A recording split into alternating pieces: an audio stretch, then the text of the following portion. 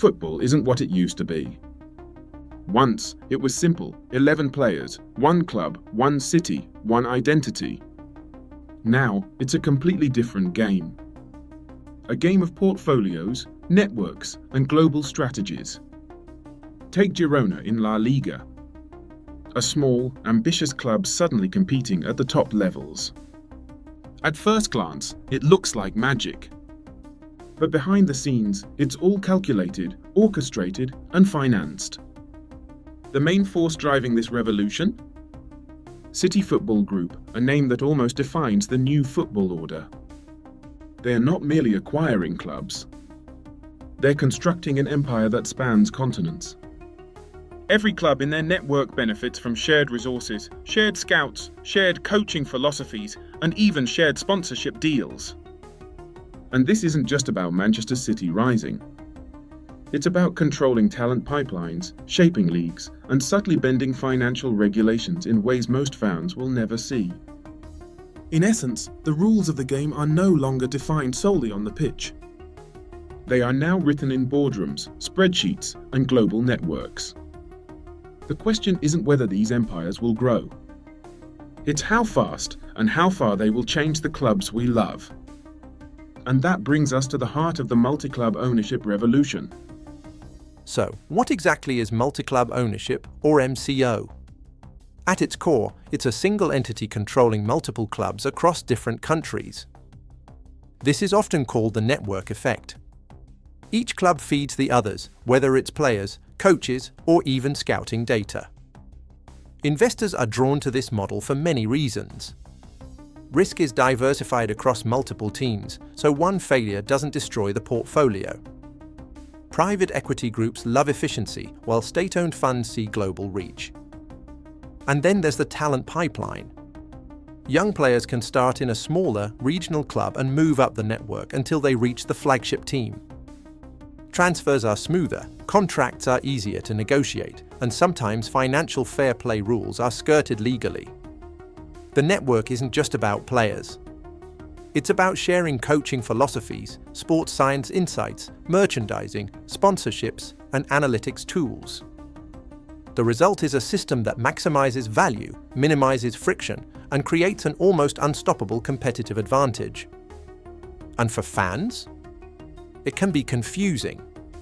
Some clubs suddenly rise and perform better, while others feel stripped of their identity. This is the world of multi-club ownership, complex, interconnected, and reshaping football faster than most people realize. City Football Group is the textbook example of how multi-club ownership works. With 13 clubs across 5 continents, they've created a global empire. Manchester City is the crown jewel, the flagship club that dominates headlines. But the real magic lies in the player pipeline. Young talents are signed at smaller clubs, developed carefully, and moved up when ready. Transfers between CFG clubs are simplified, contracts are negotiated internally, and the system skirts financial fair play without breaking any rules. Coaches, scouts, and analysts share insights across the network. Training methods are standardized, performance data is shared, and clubs adopt unified tactical philosophies. The network also optimizes sponsorship deals, merchandising, and global branding. The result is consistency and control. Each club benefits from the network's resources, while the flagship clubs maintain competitive dominance. Of course, not everyone is happy. Fans sometimes feel the success is manufactured, that it's an empire run for profit rather than passion. Yet for CFG, it's a carefully orchestrated system that maximizes talent, revenue, and influence. It's not just a club, it's a global football machine. And this is just the beginning. The strategies they employ today are shaping the way football will be played, bought, and sold for decades to come. Block 4. Competitors' City Football Group isn't the only empire in this new world of football. Other investors are building their own global networks. Red Bull is a prime example. They own RB Leipzig, Red Bull Salzburg, New York Red Bulls, and Bragantino in Brazil.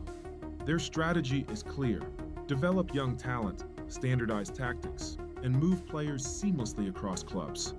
They even appointed Jurgen Klopp as global head of football to oversee a consistent playing philosophy.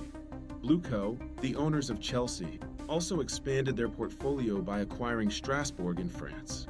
Then there's 777 partners, investing in multiple smaller clubs around the world, stirring controversy among fans. These ownership groups are not just investing in one team. They're building networks that optimize player development, financial growth, and global branding. Fans often debate online, but the networks continue to grow quietly behind the scenes. The clubs may appear independent, but the strategy is carefully controlled from the top. The competition is no longer just on the pitch. It's about which network can develop talent faster, dominate sponsorships, and influence leagues across continents. And while some clubs thrive under these networks, others struggle to maintain identity, culture, and a connection with local fans. The world of football is evolving, and these multi-club empires are leading the change.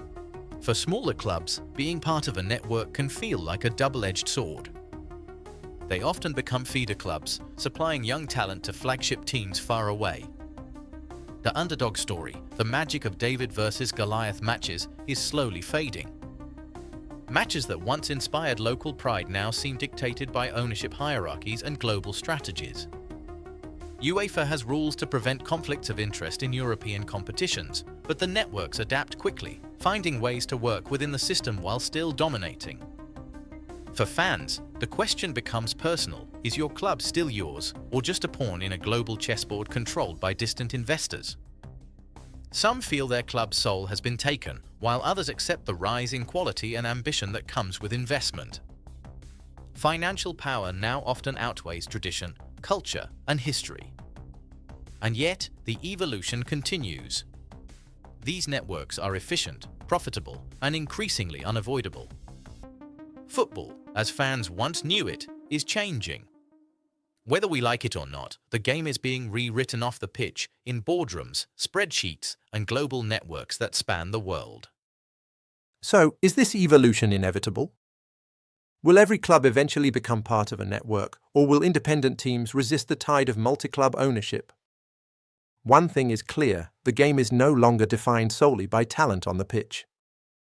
Boardrooms, investor portfolios, and global strategies now shape victories, defeats, and club identities.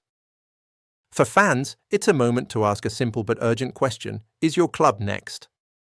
These empires have proven that strategic networks, talent pipelines, and financial control can redefine football worldwide.